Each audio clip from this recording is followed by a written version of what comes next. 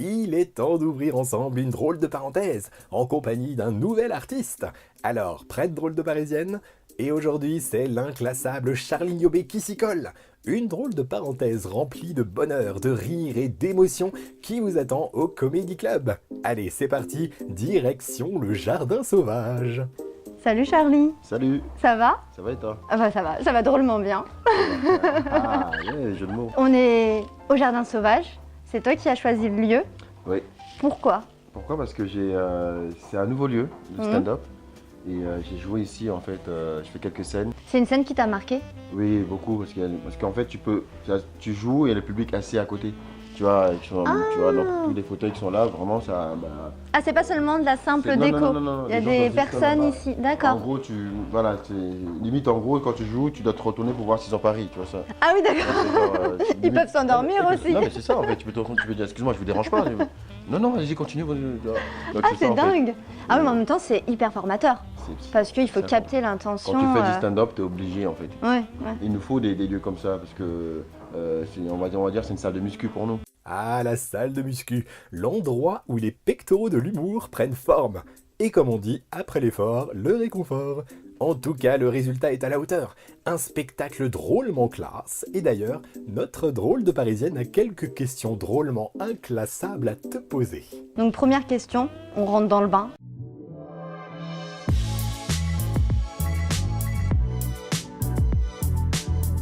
Selon toi, en fait, comment l'humour peut-il rester inclassable? Tu sais, depuis les 30 glorieuses, tu vois, Mhm. tu sais, il y avait tellement de misère en France.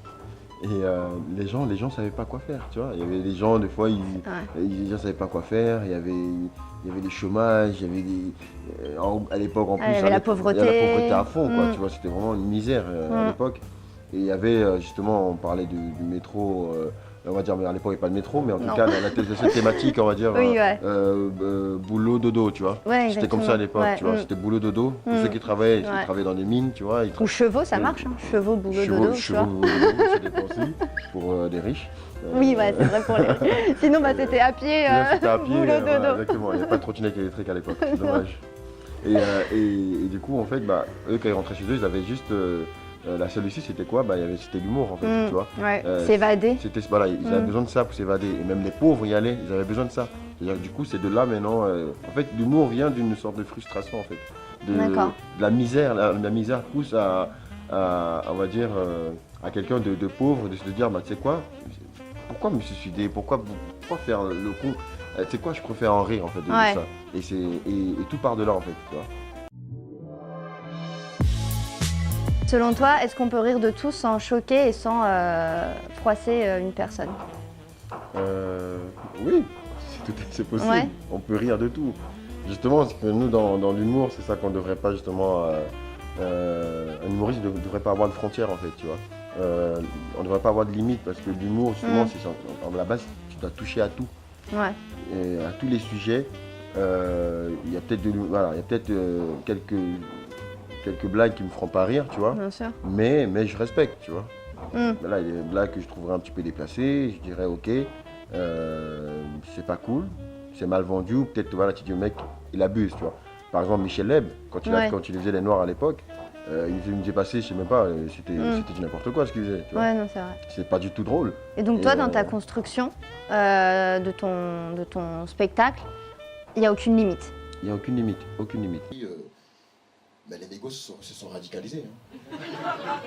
On a trouvé un passeport syrien à côté. Ça, c'est.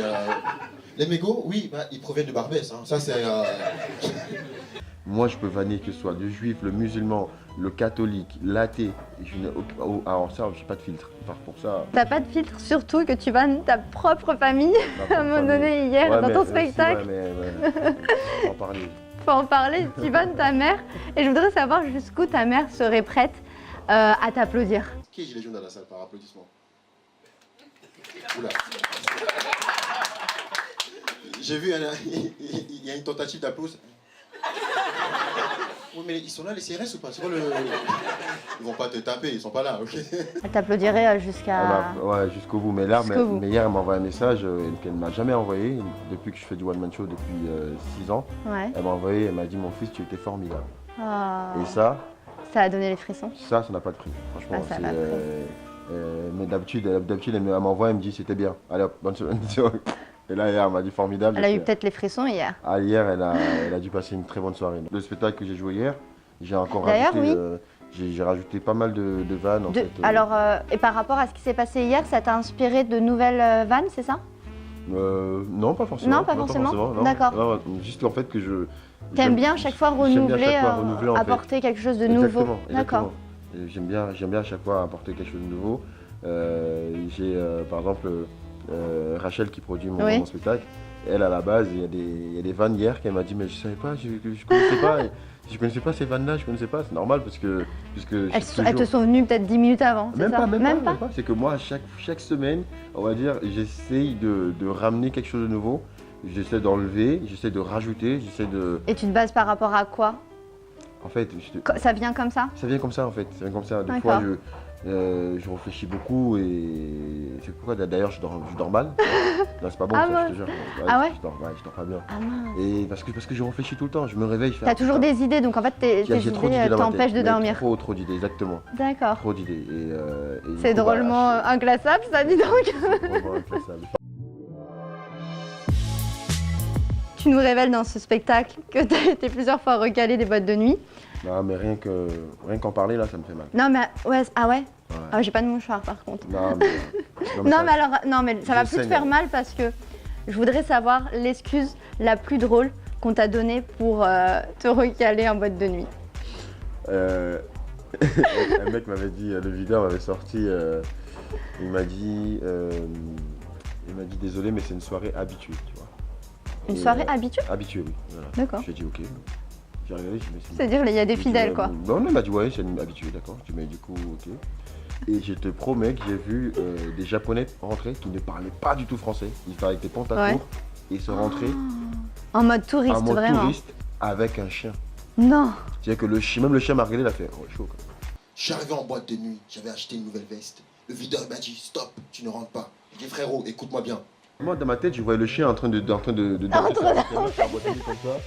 Ah oui, pour le peu qu'ils mettent le chanteur, En train de là. balancer du champagne sur les meufs comme ça, à poil. Allez les filles, allez, on twerk, allez. On pense à Charlie. Il est dans le froid, allez. Pensez à lui. Quelle chanson de Lover tu serais prêt à chanter pour mettre ta belle-mère dans ta poche? Celle que j'ai chantée hier, This Woman's War, qui parle à la base le travail de la femme. Cette chanson-là parle, elle est dédiée à toutes les femmes, tu vois, parce que la femme, je pense que la femme, les femmes ont le plus beau métier au monde, c'est d'être maman, c'est Ouais, c'est vrai. de faire, il n'y a pas mieux, c'est le métier qui n'est pas payé malheureusement, qui devait être remboursé et tout, il devrait y avoir des congés payés pour ça, tu vois. C'est vrai. Parce que c'est pas, on devrait un jour se pencher là-dessus, tu vois. C'est vrai. Et non, c'est clair, à ma belle-mère pour lui chanter, je chanterai. Et puis c'est un métier du cœur, en fait. C'est un métier du cœur, exactement, voilà. Et on va parler d'un tout autre sujet, Notre-Dame de Paris. T'en parles dans ton spectacle Drôlement classe. C'est un sujet délicat. Tu arrives à l'aborder de manière humoristique, c'est impressionnant. Et je voulais parler d'un point précis avec toi parce que ça fait couler beaucoup d'encre, notamment sur comment reconstruire cette flèche. Alors certains internautes disent l'âne éolienne, une bouteille de champagne, le château de Disney, enfin ils voient les choses très très loin. C'est drôle. Écouter le champagne, c'est drôle. Ouais, c'est drôle. Et toi, en fait, si tu étais architecte, quelle serait ta Cameron Touch pour reconstruire cette flèche? Je ne mettrai pas de flèche, que je ferai en sorte que cet argent qui ira pour les flèches, pour cette fameuse flèche justement, aille pour peut-être construire peut-être une maison à côté, une maison pour les personnes qui en abriter les ont personnes besoin. en difficulté en fait. D'accord. Et dans ton spectacle, on rit beaucoup, on apprend aussi beaucoup de choses, notamment que c'est grâce à la chanson que tu as réussi à ne plus bégayer. Et est-ce qu'il y a une chanson en particulier qui t'a vraiment aidé à vaincre ce bégaiement? Alors, moi j'écoutais beaucoup R. Kelly à l'époque. Après, il y avait Céline Dion, parce que ma mère, elle écoutait Céline Dion, mais je peux pas dire à mes potes dans le quartier, genre, C'est hey, gros, vas-y, là, j'étais Ziggy, tu t'appelles Ziggy, tu vois, non. Ah oui. J'ai obligé de faire croire que c'était du rap, tu vois. Et Gotham City de R. Kelly, j'écoutais beaucoup R. Kelly, j'ai beaucoup écouté, et du coup, bah, comme je kiffais le personnage, du coup, bah, j'étais tout le temps en train d'écouter ses sons, je commençais à apprendre les textes et tout, et petit à petit, quoi. Donc, Ouais. et c'est de là, Gotham City, c'est l'une des premières chansons que j'ai faites vraiment, on va dire, en live devant un public. Après, t'as réussi. Après, quand j'ai chanté devant la foule, je me suis dit, bah, si j'ai chanté, je peux commencer à écrire des histoires, les mémoriser et commencer à faire des sketchs. Et d'où j'ai travaillé cette thérapie au fur et à mesure et j'ai bégayé de moins en moins. Ça t'a demandé combien de temps? Ça m'a pris au moins 3 ans. Au début, j'avais beaucoup de mal et tout. Bah, vraiment, moi, j'étais bègue et timide. C'est-à-dire qu'en gros, je parlais pas beaucoup, quoi, tu vois. Ah ouais. Non. Une autre personne en fait. Non, mais vraiment, Ouais. une autre personne, rien à voir. J'ai quelques proches qui, à l'école, ils sentaient que j'avais quand même quelque chose de comique. Drôle en Voilà, toi, ouais. puisque je faisais tout le temps. En fait, vu que à la base j'étais timide déjà, Ouais. je faisais une vanne, les gens se marraient pendant plusieurs minutes et moi j'étais dans mon coin, je bougeais pas. Ah ouais, tu pensais que c'était. Ils se moquaient? Non, même pas. Même pas? D'accord. C'était drôle. Pour eux, même les profs, des fois, ils disaient, ouais, t'as pas des blagues pour Ah la oui, classe. c'était la machine à blagues en C'était la fait. machine à blagues, tu vois. Ils te commandaient des blagues et la tout. journée. S'il te plaît, vas-y, fais une blague et tout. Quel est le mot dont tu as été le plus fier à prononcer sans bégayer? Quand j'ai écrit le sketch Je suis Charlie, Hein? à un moment donné dans mon sketch, il y a un moment où je buguais. Je disais en fait que tu vois, il y a les différents chefs d'État qui ont marché pour la liberté d'expression, comme d'habitude. J'ai dit François Hollande, 200 000 morts au Mali, personne n'en parle. J'ai dit il y avait un chef d'État africain. Le mec, il prône la dictature dans son pays. La liberté d'expression n'existe pas dans son pays, mais le mec, il marchait carrément. Tu vois la phrase, là, liberté d'expression n'existe pas. Ça, c'est tellement ouf pour un mec qui à la base qui bégaye et qui a des problèmes, tu vois, de diction. C'était horrible. C'est-à-dire que pendant ce moment-là, je bouffais les mots. La liberté d'expression, tu vois, et c'était. D'accord. Et là, tu l'as dit simple comme bonjour. Voilà, et quand c'est sorti, j'ai fait. Ah, T'as ouvert une bouteille de champagne? non, même pas. Même pas. Un casier. Un casier, oui, d'accord. La cargaison. La cargaison, carrément, ça fait plaisir. Mais il y en a énormément en fait qui souffrent encore de bégaiement. Et quel message tu leur ferais passer pour qu'enfin ils réussissent comme toi à se défaire et à parler sans bégayer? Simple, les gars, ne parlez pas, c'est mort. Non, le message que je peux leur passer, c'est voilà, moi je viens de là, tu vois. D'y croire toujours? Ouais, les gars, il faut y croire parce que moi j'ai une phrase, une citation qui me pousse toujours à aller jusqu'au bout. Tout est possible à celui qui croit parce que j'ai autour de moi, en fait, on va dire honnêtement, j'ai pas beaucoup de personnes qui me voyaient devenir humoriste. Il y en a même des fois qui me disaient mais t'es sûr de calme-toi, va travailler. Ouais, t'es un peu le tocard. Voilà, exactement. On misait pas sur toi, mais voilà. en fait. Non, pas le tocard, mais plus le fait qu'ils me voyaient avec mon handicap, ils m'ont dit mec, c'est mort. Ouais, mais le tocard, en fait, on voit pas, mais au final, c'est lui qui gagne la course. C'est ça, c'est exactement ça. Voilà, c'est un peu ça, le tocard, si tu veux. Mais c'est positif, hein. Non, mais non, apparemment, toi, tu m'insultes comme ça. Mais non, c'est positif, parce qu'en fait, personne mise sur lui. Ouais. Mais en fait, c'est lui qui gagne la course, et les seules personnes qui ont misé sur lui, mais il remporte le jackpot. Ouais, mais c'est ça, c'est un peu ça. J'ai juste un ami vraiment qui s'appelle Landry, qui a toujours été là pour moi depuis mes premières scènes jusqu'à aujourd'hui. Lui, il a dit, toi, Charlie, je sais que plus tard, tu feras de ça ton métier. Moi, j'y crois. Il m'a vu quand c'était dur, des fois je jouais, c'était dur, les gens ne rigolaient pas. Je sortais de scène, j'étais dépité. J'étais déprimé, il me regardait comme ça, il me disait, hey, gros, t'inquiète pas, c'est pas grave. Ça va arriver, Ouais. tu vois.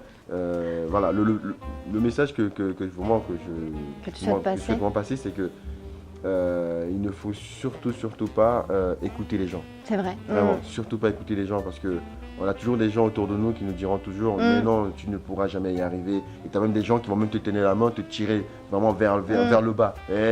Écoute-moi, c'est mort, tu ne pourras jamais y arriver. Si vous avez une vision, vous avez un objectif, ne lâchez pas, allez jusqu'au bout. Ça peut prendre du temps, mais il faut être persévérant. Donc mot de la fin, écouter sa voix intérieure, comme l'a dit Charlie, pour réaliser ses propres rêves. Et puis longue vie à toi, a beaucoup de scènes, plus que l'Apollo Théâtre, partout Plus dans grand. le monde, plus grand, l'Olympia. Pourquoi pas? Mais oui, Eh ben un oui, jour, un jour. on se reverra et on se dira alors l'Olympia, comment Ouais. c'était. Mais en même temps, je vais pas vous calculer. Hein. De suite. Charlie, tu te rappelles l'interview et tout, jardin sauvage, s'il vous plaît.